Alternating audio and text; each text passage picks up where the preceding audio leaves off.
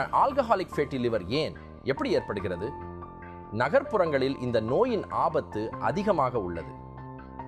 இதற்கு முக்கிய காரணம் உடல் உழைப்பு இல்லாத வாழ்க்கை முறை.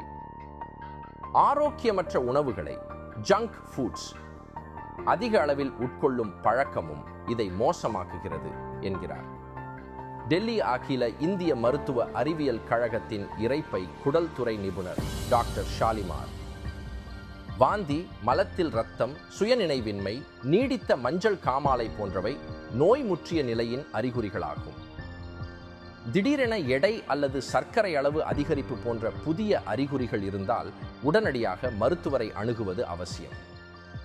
ஃபேட்டி லிவர் சரியான நேரத்தில் கண்டறியப்படாவிட்டால் உயிருக்கு ஆபத்தானதாக மாறலாம்.